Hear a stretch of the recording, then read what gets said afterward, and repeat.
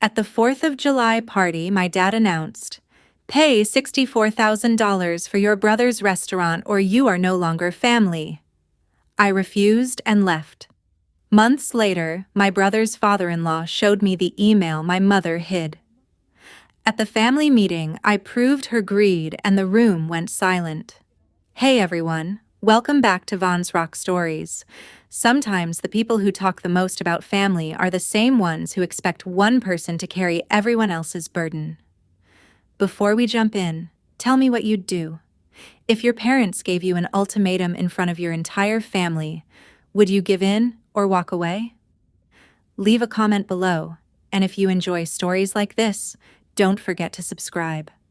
My name is Elizabeth Taylor. I'm 36 years old, and until last summer, I believed my family loved me. Looking back, I think they did. They just got so used to depending on me that gratitude slowly turned into expectation. Every 4th of July, my parents hosted a big family cookout at their house in Bowling Green, Kentucky. More than 40 relatives came every year, and this one felt no different. Kids ran around the backyard, my uncles argued over barbecue, and everyone seemed excited for the fireworks later that night. I brought the peach cobbler my grandmother always requested. "There's my favorite baker," Grandma said, giving me a hug. I couldn't show up empty-handed. A few minutes later, I found my younger brother, Ryan, talking with his fiancée, Emily. "So, how's the restaurant?" I asked. Ryan smiled, but he looked exhausted. "Almost ready. We've still got a few things to finish." "You'll get there." "I hope so." Nothing about that conversation felt strange. Dinner came and went like every other family gathering. Then, after everyone finished eating, Dad stood up and tapped his glass with a fork. The conversations faded. I expected a toast. Instead, he looked straight at me. "Before everyone leaves, there's something we need to settle." I frowned. "As most of you know," he continued, "Ryan's restaurant is almost finished." Several relatives nodded. "The problem is, we're still $64,000 short." That was news to me.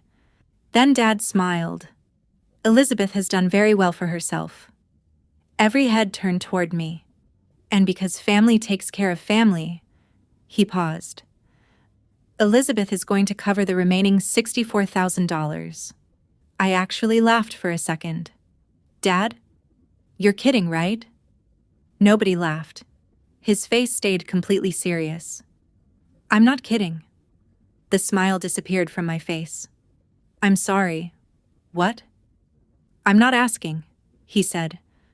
"I'm telling you what needs to happen." The backyard fell silent.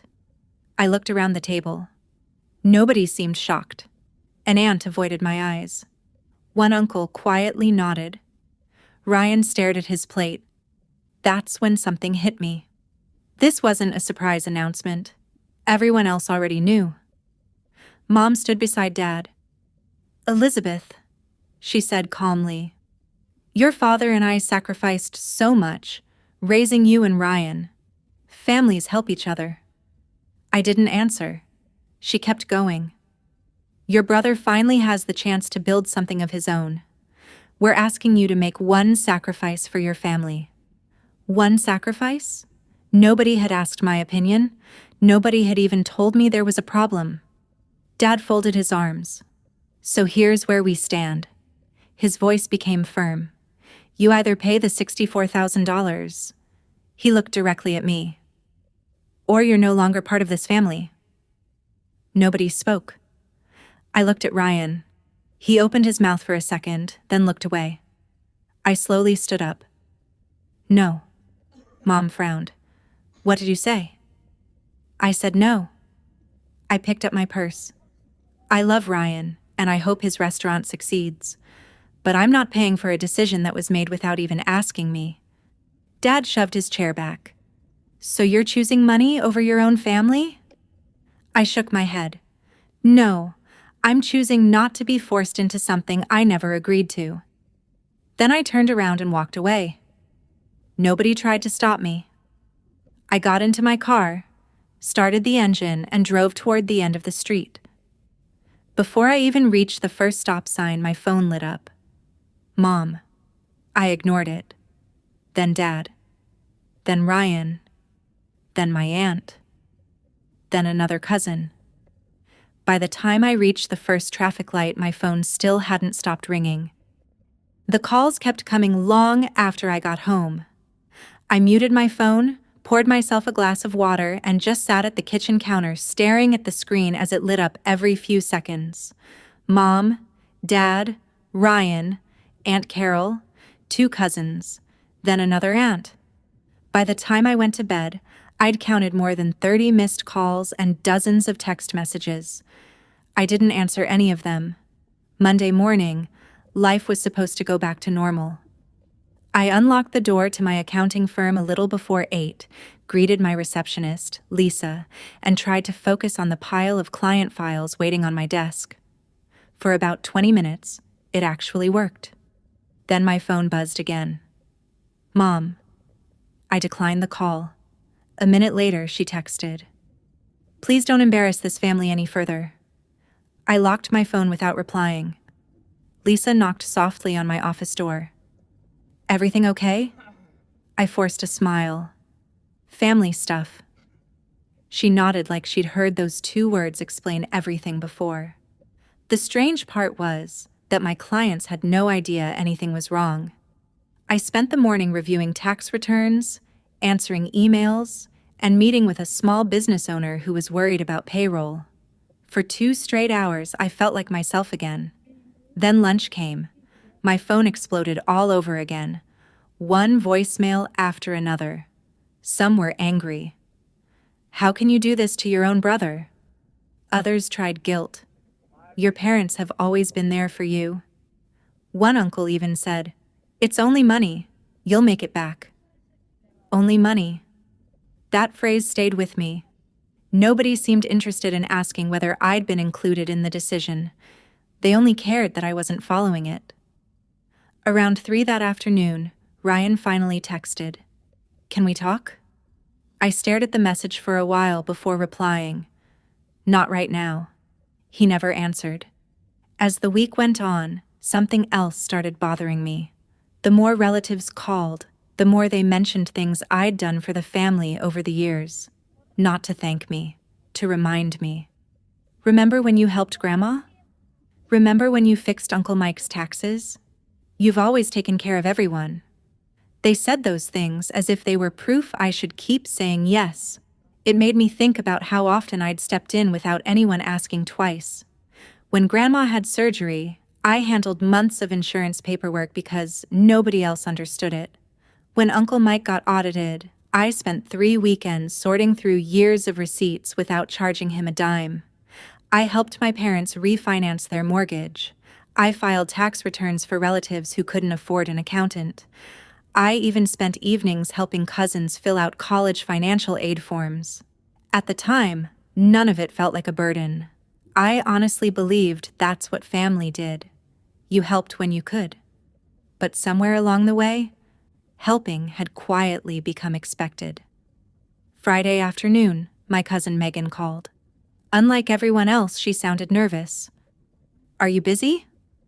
"I've got a few minutes." There was a long pause. "I just wanted to check on you." She was the first person all week to ask how I was doing. "I'm fine," I said. "Not really." I laughed a little. "No, not really." She hesitated again. "I don't want to get involved."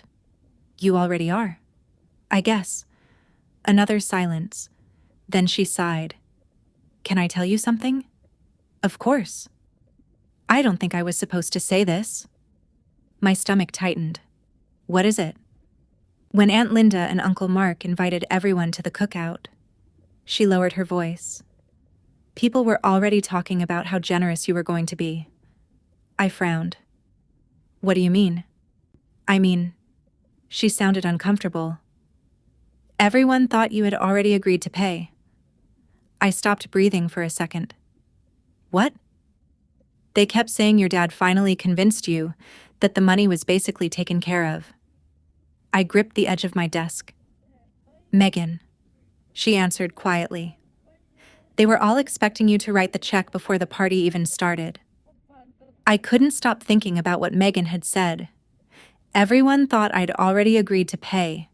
Not hoped, not assumed. Thought. I sat in my office long after everyone else had gone home, replaying the past year in my head. The restaurant, Ryan's dream.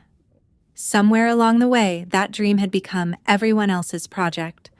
When Ryan first told me about it, the plan sounded completely reasonable. He and Emily wanted to open a small neighborhood barbecue restaurant. Nothing flashy, just good food, a handful of employees, and enough seating to serve local families. I don't need anything fancy, Ryan had told me over coffee months earlier. I just want a place people actually come back to. I smiled.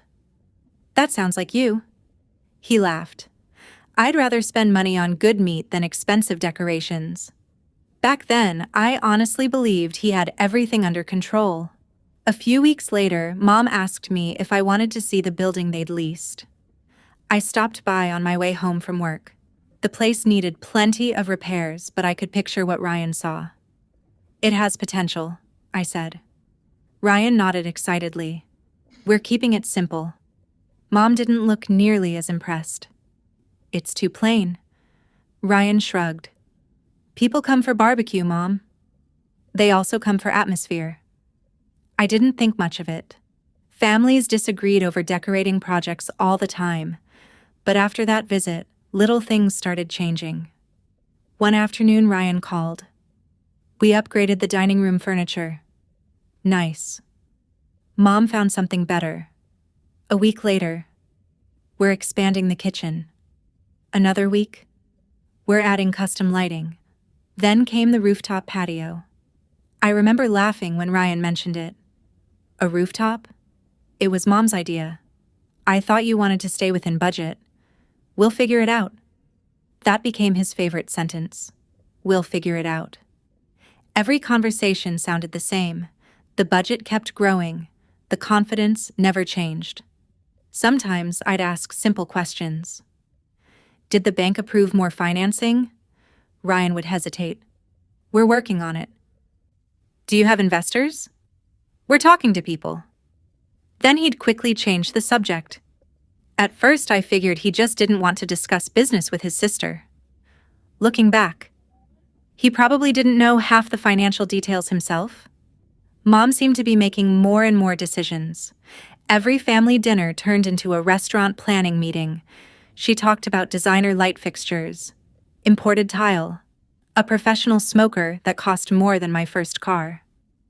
It's an investment, she'd say. You only open your first restaurant once. Dad almost never disagreed. If your mother thinks it'll help. Ryan usually nodded. Emily smiled politely but rarely offered an opinion. I noticed that too. She seemed excited about marrying Ryan, not necessarily about every expensive decision being made around them. One Sunday, I asked Ryan if he still had the original business plan. He laughed. I think Mom has the newest version. That answer bothered me more than I admitted.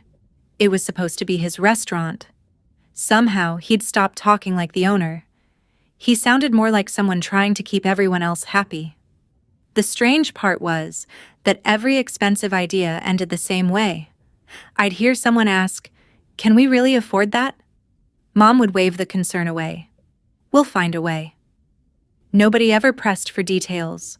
Nobody asked where the extra money would come from. The conversation would simply move on to the next upgrade.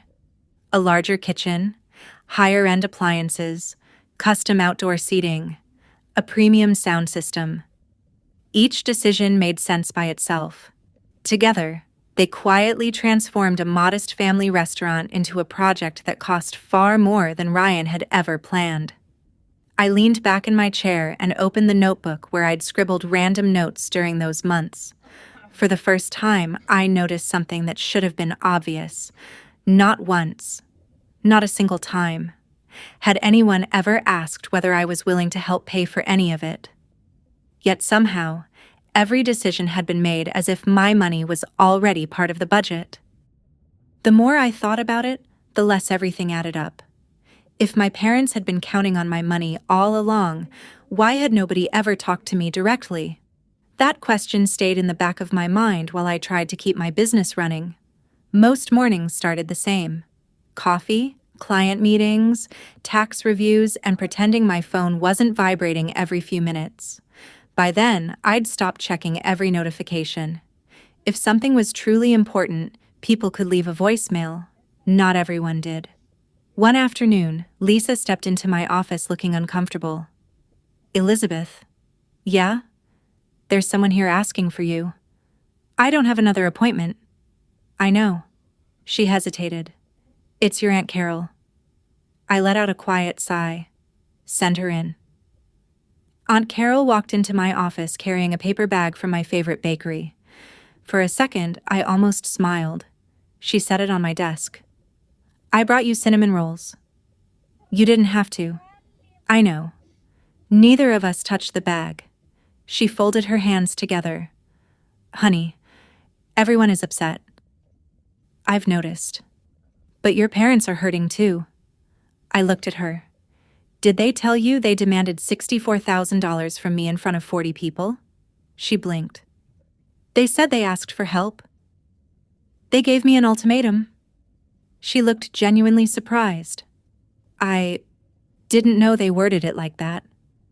Neither of us spoke for a moment. Finally, she sighed. "I don't think anyone knows the whole story anymore." That sentence stayed with me after she left. Because she wasn't defending my parents. She sounded confused, just like I was. Later that evening, Mom texted me again. "I haven't been able to sleep. Families shouldn't fall apart over money." I read it twice. There wasn't a single apology, not one acknowledgement of what she'd done, only another reminder that I was responsible for fixing everything. I didn't reply. About an hour later, Dad called. This time, I answered. His voice was calm, almost too calm. "So, have you had enough time to think?" "I've thought about it." "And?" My answer hasn't changed. Silence. Then he spoke again. "I expected more from you." "Dad." "No." His tone became colder. "You've forgotten where you came from." Before I could respond, he hung up. I stared at the phone for several seconds. That conversation bothered me more than I wanted to admit. Dad usually hated confrontation, yet somehow he sounded completely convinced he was right. A few days passed before Ryan finally reached out again, not with a phone call, just another text. "Can we please meet?" I almost ignored it. Instead, I replied, "What do you want to talk about?" His answer came a few minutes later. "I don't understand how everything got this bad." I read it again. Not. "Why won't you pay?" Not. "You ruined my restaurant." Just, "I don't understand." That was different. I typed a response, deleted it, typed another one, deleted that too. Finally, I wrote, "Neither do I." He reacted with a thumbs up. Nothing else.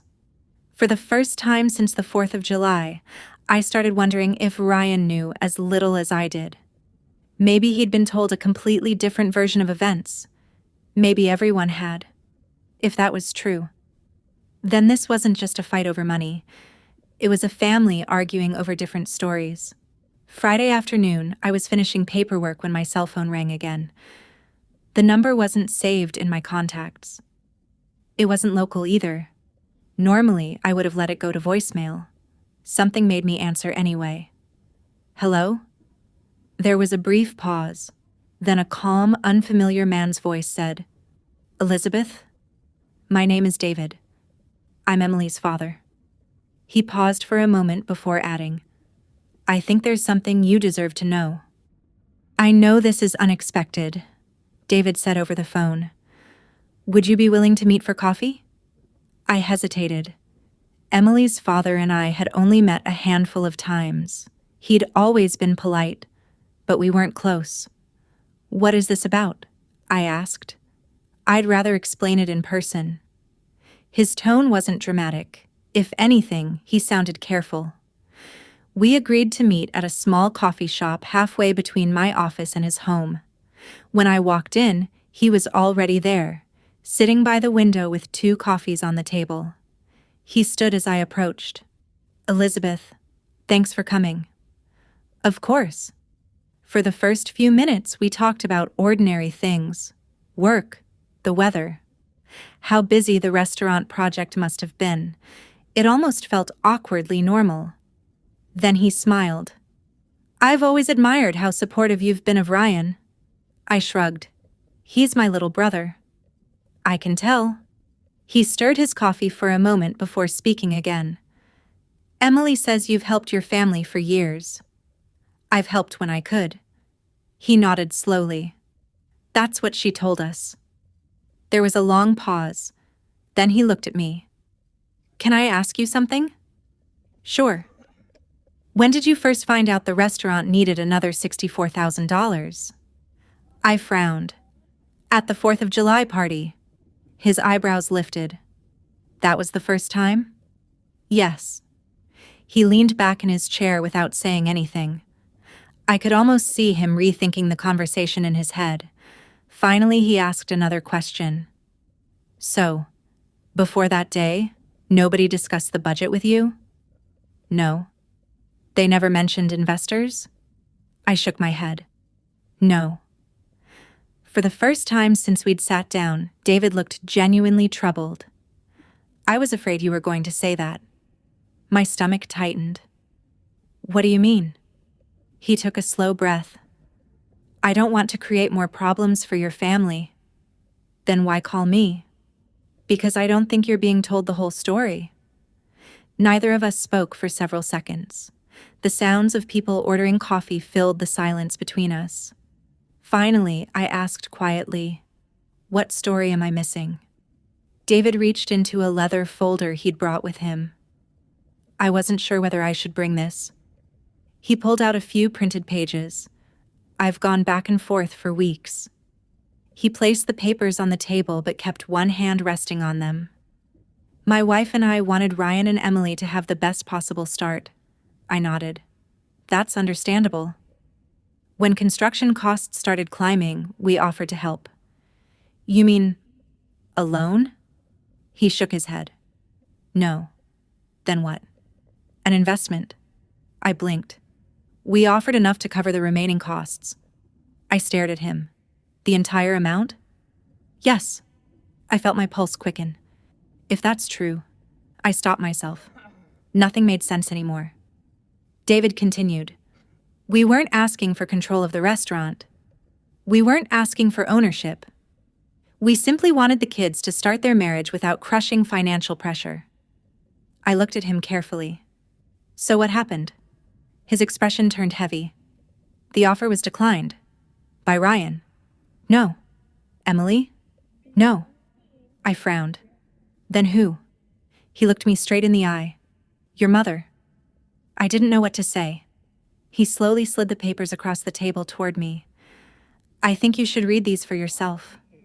I lowered my eyes. The first page was an email. I immediately recognized my mother's name in the reply, and the date at the top. It was from months before that 4th of July party. I picked up the first page with both hands. The email chain wasn't long. David's message was polite and straightforward.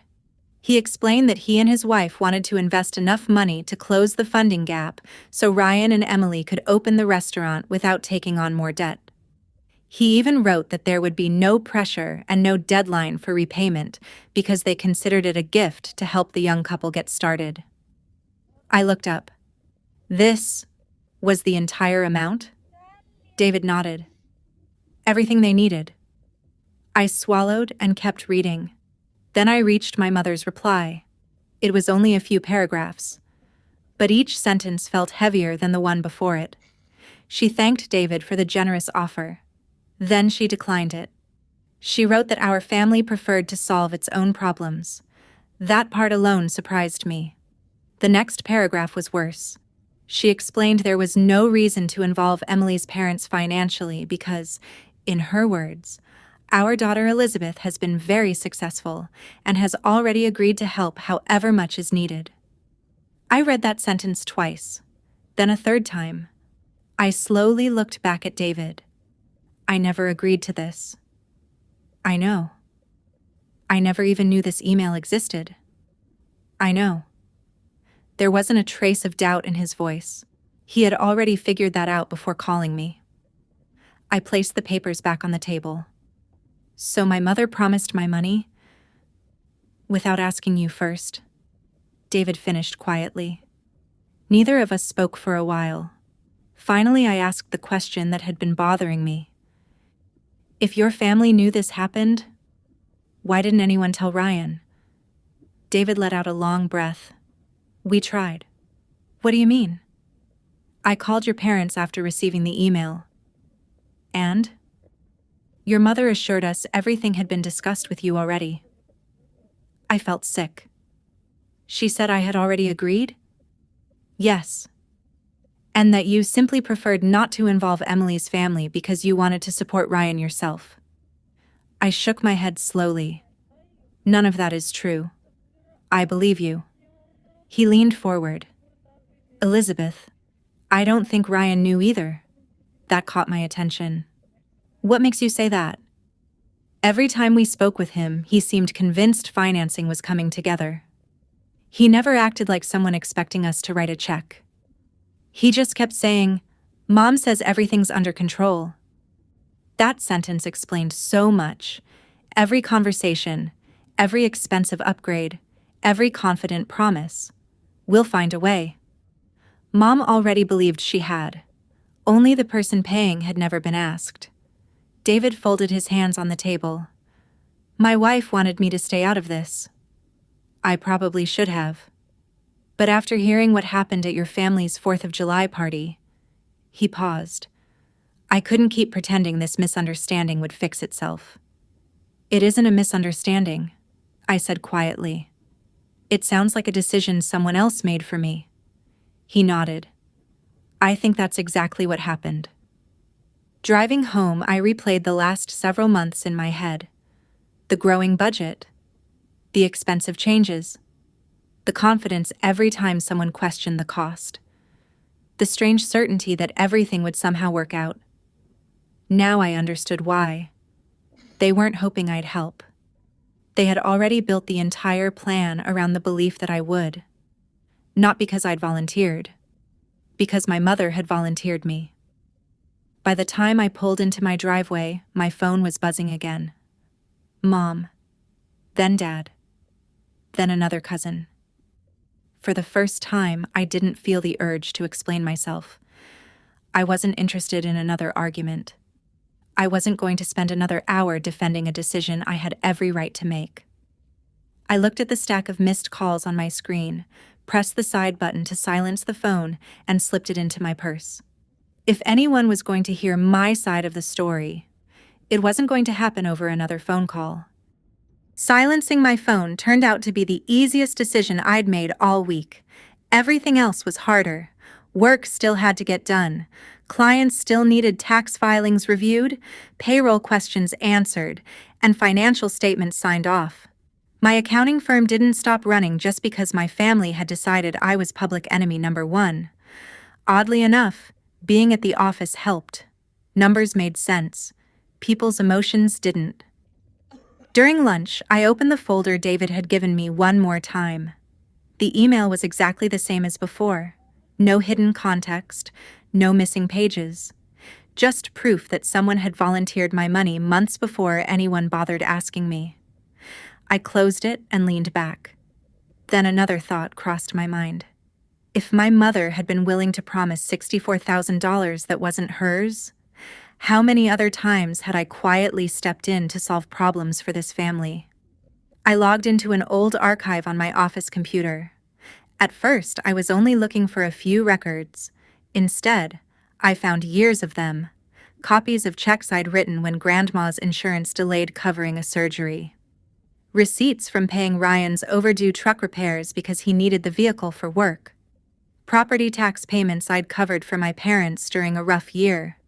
Medical bills, attorney fees for an uncle who'd needed help after a business dispute. Hours and hours of unpaid tax preparation for cousins who never even said thank you afterward. I wasn't keeping score back then. I never expected anything in return. I honestly believed that's what families did. Still, seeing everything together in one place felt different. I grabbed a legal pad and started making a list. 1 page turned into 3.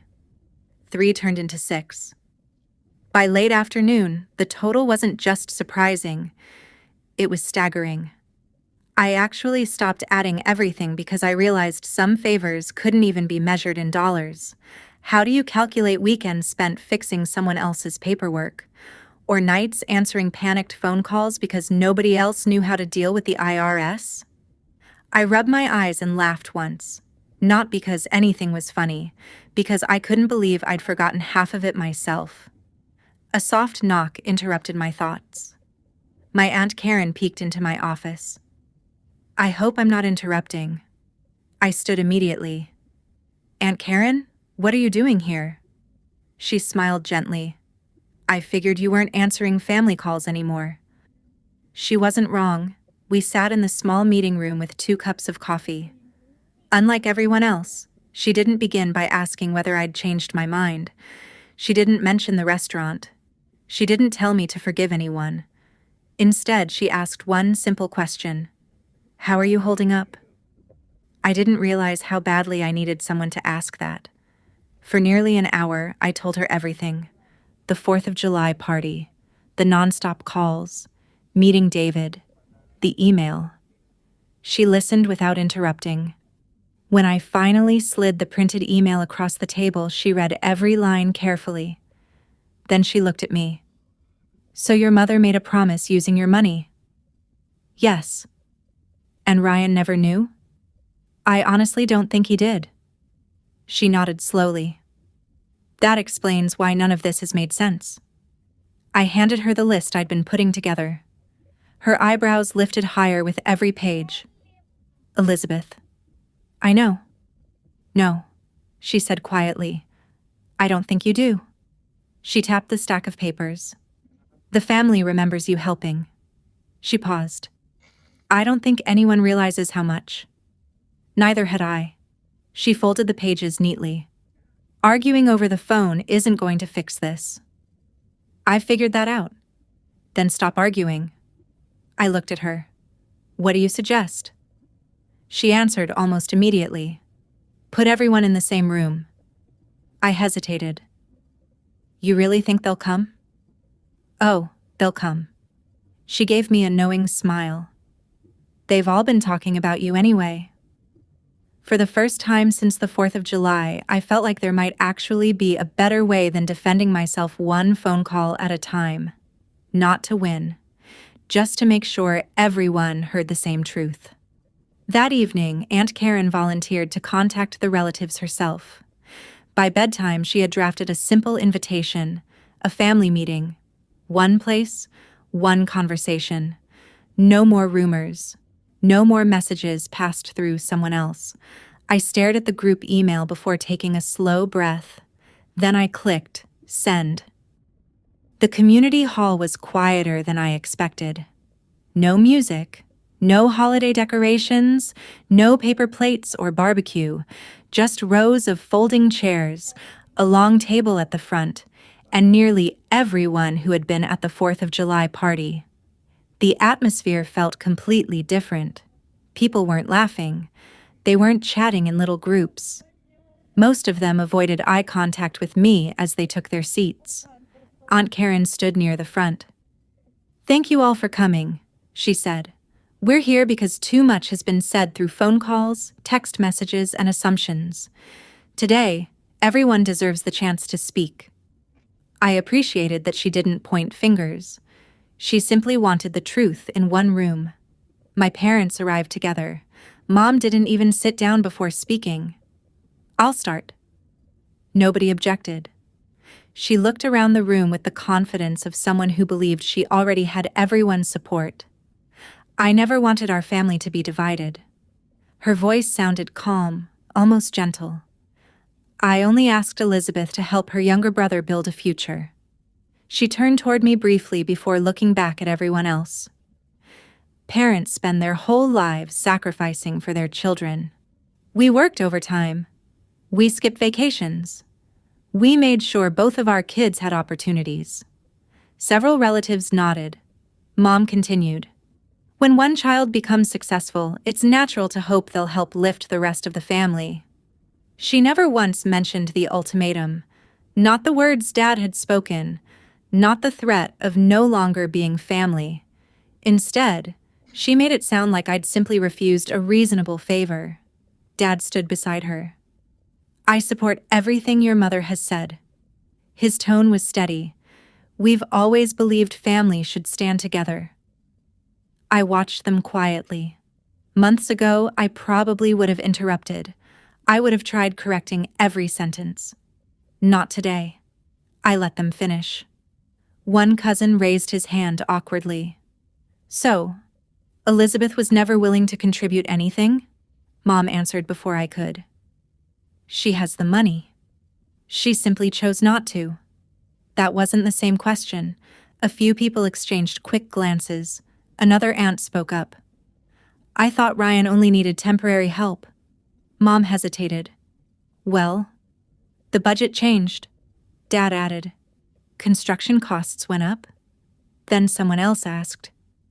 Wasn't there already financing? Mom answered a little too quickly. We explored several possibilities. None of them worked. I noticed David and his wife sitting quietly near the back. Neither of them reacted. They simply listened. Ryan looked uncomfortable. More uncomfortable than angry.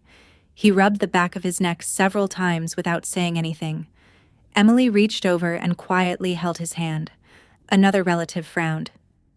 I thought the rooftop was always part of the plan. No, another cousin replied. I remember Ryan saying they were keeping everything simple. Mom smiled politely. Plans evolve. The room grew still again. Nobody argued, but people had started comparing memories. Small details no longer matched. One version became two, then three. It wasn't dramatic. It was subtle. The kind of inconsistency people only notice once they stop accepting every answer automatically. Mom kept talking. Every explanation sounded reasonable on its own, yet somehow they didn't fit together anymore. Dad tried filling in the gaps. Sometimes he accidentally contradicted her timeline. Other times he repeated something she'd already corrected. I caught Aunt Karen watching the room instead of the speakers. She wasn't paying attention to my parents. She was watching everyone else's reactions. People were thinking, not arguing, thinking. That alone changed the atmosphere. Finally, Mom looked directly at me. You've been very quiet. I have. If you disagree with what we've said, she folded her arms. Then tell everyone your version. Dozens of eyes turned toward me. No one spoke. I took a slow breath. Then I reached beside my chair, picked up the thick blue folder I'd brought with me, and placed it carefully on the table in front of us. The sound of the binder touching the wood echoed through the room. Every conversation stopped. I flipped it open. I rested my hand on the open folder for a second before saying anything. I'm not here to embarrass anyone. I looked around the room. I'm here because everyone has been hearing different versions of the same story. Nobody interrupted. So instead of asking you to believe me, I pulled out the first stack of papers. I'd rather show you. The first page wasn't about the restaurant. It was a payment confirmation from several years ago. When Grandma's insurance delayed approving her surgery, I covered the hospital deposit. I slid the paper across the table. I never asked anyone to pay me back. A few relatives leaned forward to read it. Then I picked up another document. This was the property tax payment on my parents' house during the year Dad's hours were cut. Dad lowered his eyes. I continued. This one covered Ryan's truck repairs because he couldn't get to work without it.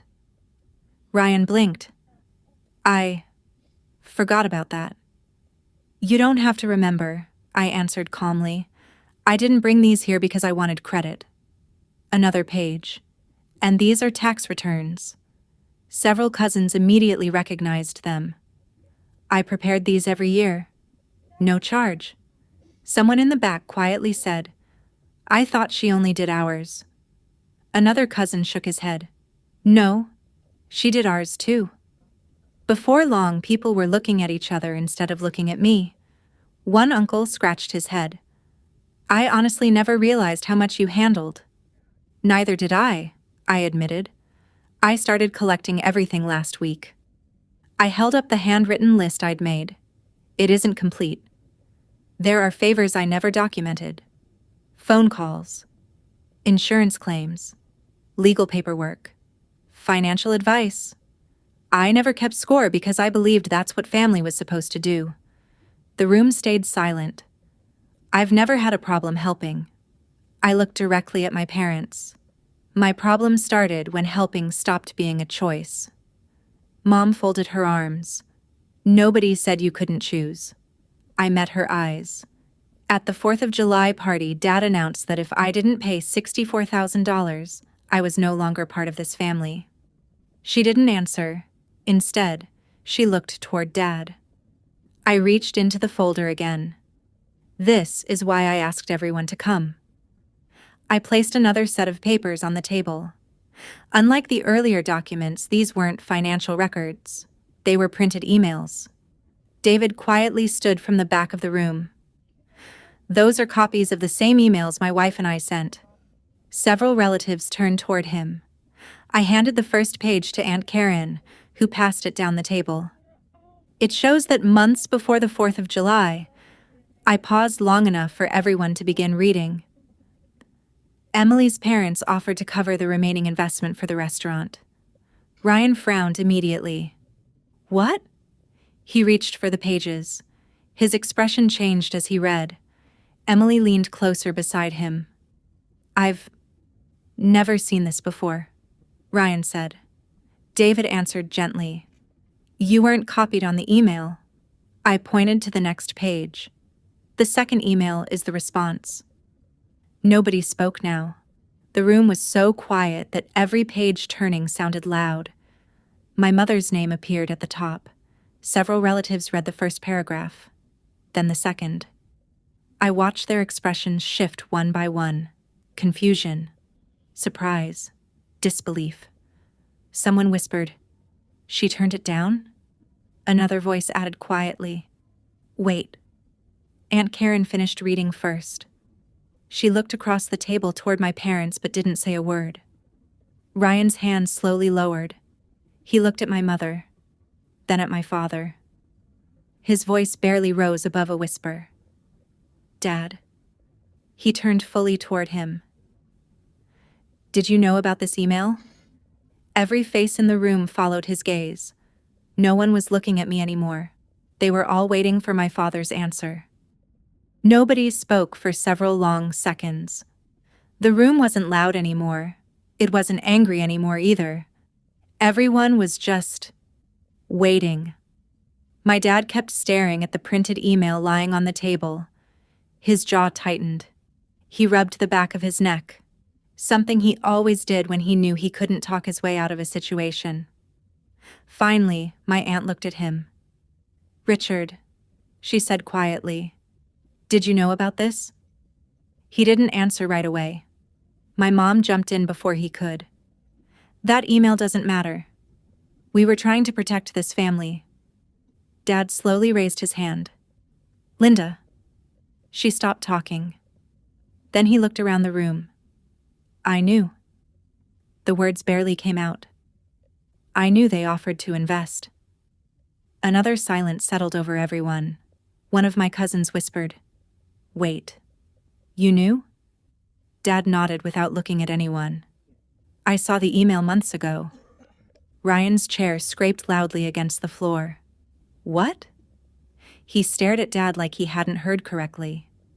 "You knew?" Dad finally looked at him. "I did." Ryan blinked several times.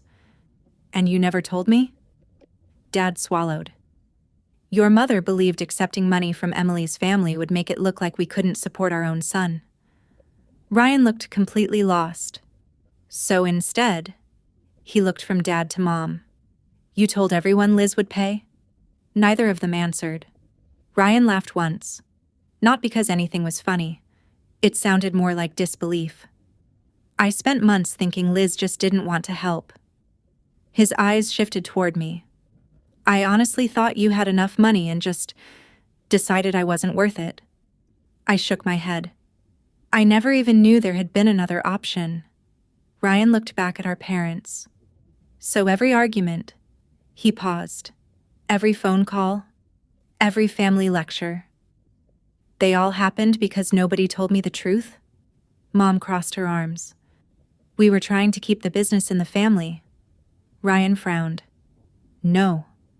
His voice stayed calm, but somehow that made it hit even harder. You were trying to control how it happened. Nobody argued.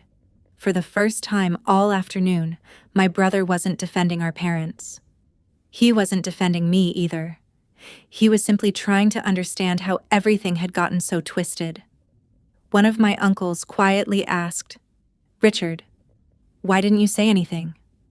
Dad let out a tired sigh. Because every time I questioned it, Linda insisted she had already worked everything out. He looked at me.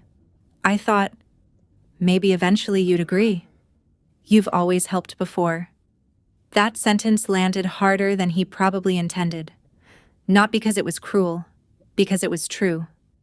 Everyone had slowly gotten used to me fixing problems. Nobody stopped to ask whether I wanted to. I took a slow breath before speaking. I love Ryan. I looked directly at him. I always will. If you had called me months ago and asked for advice, I would have helped. If you wanted me to look over the business plan, I would have done it. If you needed an accountant, I would have been there. Ryan nodded quietly. I know. But I can't pay for decisions other people made without asking me. I turned toward the rest of the room. Helping family should always be a choice. It stops being love when it's treated like an obligation. I wasn't refusing because Ryan didn't matter. I refused because everyone had already spent my money before anyone ever spoke to me. Nobody interrupted. Even my mother stayed silent. For the first time in years, I felt like people were actually listening instead of waiting for me to give in. The meeting ended without another argument. People gathered their things slowly. Some relatives came over to hug me. Others apologized for the messages they'd sent after the 4th of July party. A few simply avoided eye contact altogether. Ryan walked past me as everyone was leaving. He stopped for a second. I'm sorry. I nodded. So am I. Neither of us knew what else to say. It wasn't the kind of conversation that could fix everything in 5 minutes. Some damage takes time. Some trust has to be rebuilt. A few weeks passed. Life became surprisingly quiet. The nonstop phone calls finally stopped. Work felt normal again. One Tuesday afternoon, while I was finishing a client meeting, my phone buzzed. The screen showed Ryan's name. His message was short. Can we meet? Just the two of us. There's something I need to say. Ryan chose a small coffee shop across town. When I walked in, he was already there, turning an empty coffee cup in slow circles with both hands. He stood as soon as he saw me, looking more nervous than I'd ever seen him. I wasn't sure you'd come, he admitted. I wasn't sure either, I said with a small smile. That was enough to break the tension. For a minute, we talked about completely ordinary things. Traffic, work, the weather. It felt awkward, but not in a bad way. More like two people trying to remember how to be siblings again. Eventually, Ryan took a deep breath. I owe you an apology. He looked straight at me this time. I believed what I was told. I thought you had the money and just decided I wasn't worth helping. I didn't interrupt. I never asked for your side, he continued. I should have. I nodded slowly. I probably would have believed the same thing if I had only heard one version. He let out a quiet laugh. That somehow makes me feel even worse. For the first time in months, neither of us was trying to win an argument. We were just talking. Ryan told me he'd met with Emily and her parents after the family meeting. They offered again, he said. This time I actually listened. Instead of chasing the expensive restaurant everyone else had imagined, they started over with a much simpler plan. The rooftop dining area was gone. The oversized kitchen was scaled back. Some of the expensive custom features disappeared from the blueprint. It wasn't easy admitting we'd overreached, Ryan said, but once we stopped trying to impress everyone, the numbers actually made sense. I smiled. That's usually how good business plans work. He grinned. I guess I should have asked the accountant in the family. You mean before spending the money? Exactly. It was probably the first genuine joke we'd shared in a long time. A few weeks later, I got another call. This one surprised me even more. It was my mom. For several seconds, neither of us spoke. Finally, she sighed. I've been thinking. I waited. I wanted everything to look perfect. Her voice sounded tired. I convinced myself that if the restaurant looked successful from day one, everyone would respect Ryan. She paused again. I kept telling myself I was doing it for the family. I quietly asked, and now? I think I stopped listening to everyone else's choices. It wasn't a dramatic apology. She didn't suddenly become a different person. She never said every word I wanted to hear, but she did say something I honestly never expected. I'm sorry for putting that responsibility on you. I closed my eyes for a second. Thank you. That was enough. Not because everything was fixed, because it was honest. Several months later, Ryan invited everyone to the restaurant's grand opening. It looked different from the original plans. Smaller, warmer, less flashy, and somehow more welcoming. Emily's parents were there. My parents were there too. There was still a little awkwardness between all of us. Some conversations were shorter than they used to be. Some subjects stayed off limits. That was okay. Not every family heals all at once. Ryan walked over carrying 2 plates of barbecue. These aren't free, he joked. I'll send you an invoice later. I laughed. There you are. My accountant instincts were getting worried. For the first time in years, I wasn't reviewing contracts. I wasn't paying bills. I wasn't solving someone else's financial emergency. I was just another guest sitting at a family table. And honestly, that felt like the biggest gift anyone could have given me. Sometimes loving your family doesn't mean saying yes to everything they ask. Sometimes it means being honest enough to say no when a boundary has been crossed. Real support should come from trust and mutual respect, not guilt or expectations that one person will always carry everyone else. If this story resonated with you, or you've ever had to set difficult boundaries with someone you love, I'd really like to hear your experience in the comments. Your story might remind someone else that they're not alone. And if you enjoy family drama stories with realistic characters and meaningful endings, don't forget to like this video and subscribe to Vans Rock Stories for more. Thanks so much for listening. Take care of yourself, and I'll see you in the next story.